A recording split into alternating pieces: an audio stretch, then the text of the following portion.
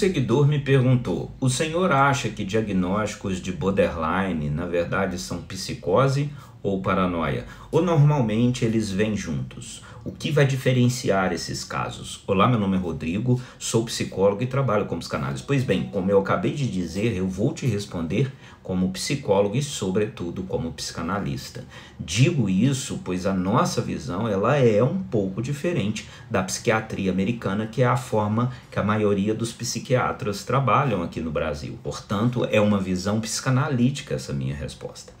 Na psicanálise, o transtorno de personalidade borderline, que é um termo psiquiátrico, nós não usamos muito esse termo. Nós usamos muito mais o termo pacientes limítrofes ou estados limites, que são aqueles pacientes que estão numa fronteira limite, como uma borda, tá ok? Extrema entre a neurose e a psicose.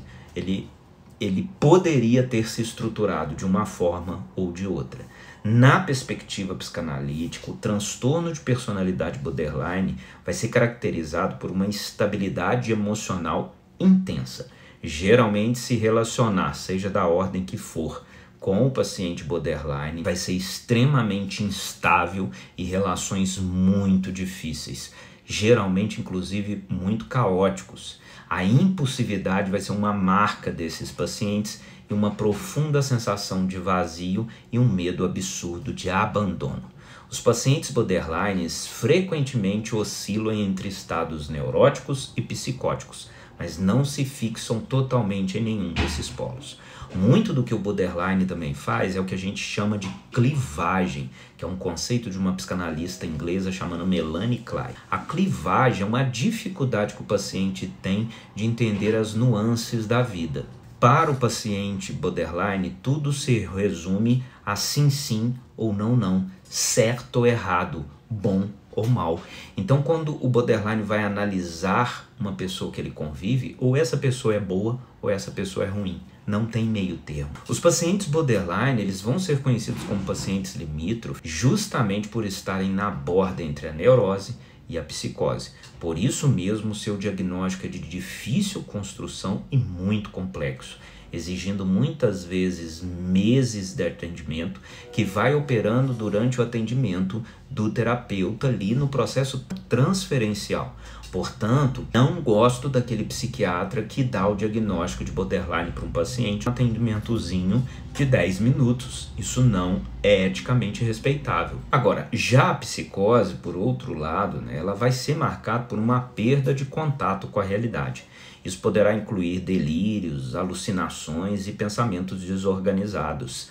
Na psicanálise, a psicose vai ser vista como uma ruptura significativa no funcionamento psíquico do paciente, onde a realidade externa é distorcida ou substituída por uma realidade interna. Na psiquiatria, condições como esquizofrenia e transtorno delirante são exemplos de tipos de psicose. Já a neurose, ela vai envolver conflitos internos e sintomas como ansiedade, fobias, medos, obsessões, compulsões, mas sem a perda de contato com a realidade. Esse ponto é fundamental. O psicótico ele faz rompimento com a realidade, seja através de alucinação, seja através de delírio. Freud descreveu a neurose como um estado onde o ego, né, o eu, né, que representa o sujeito, consegue mediar os conflitos entre o que ele tem de mais complexo dentro de si próprio, né? E isso vai resultar em sintomas, rigidez e uma percepção de uma realidade muito difícil de operacionalizar. O neurótico, ele sofre de pensar. Agora, sobre a paranoia. Para a psicanálise, a paranoia não é uma estrutura de base de personalidade, e sim uma característica fenomenológica sintomática que aparece em algumas estruturas. Para nós, a paranoia pode aparecer como sintoma de vários transtornos, incluindo o transtorno de personalidade paranoide e a esquizofrenia paranoide. Ambos os nomes têm chance de saírem das próximas nosografias médicas. A estrutura paranoica de personalidade vai envolver desconfiança extrema, ideias persecutórias e uma visão distorcida da realidade, frequentemente sem evidências e provas. O diagnóstico de borderline Psicose e paranoia, embora distintos, eles podem se sobrepor. Não dá para saber se você tem um determinado diagnóstico assistindo vídeo no TikTok e no YouTube.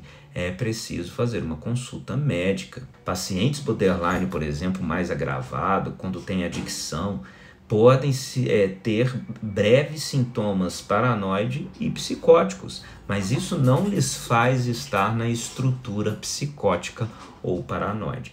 A principal diferença está na duração e na intensidade dos sintomas e numa análise fenomenológica do paciente, da história do paciente extremamente complexa, que necessita de um profissional não só bem gabaritado, como um profissional experiente. Para diagnosticar tanto o borderline, quanto a psicose, quanto a paranoia, eu gosto muito do trabalho multidisciplinar entre psiquiatra, sobretudo, e psicólogo em conjunto. Num segundo momento, no tratamento, desde que esse paciente esteja medicado, se torna essencial entrar com a psicoterapia no longo prazo, quiçá para a vida inteira. E caso você queira me fazer qualquer pergunta, pode colocar nos comentários dos meus vídeos, que eu estou à sua disposição. Conte comigo, um grande abraço e tchau, tchau.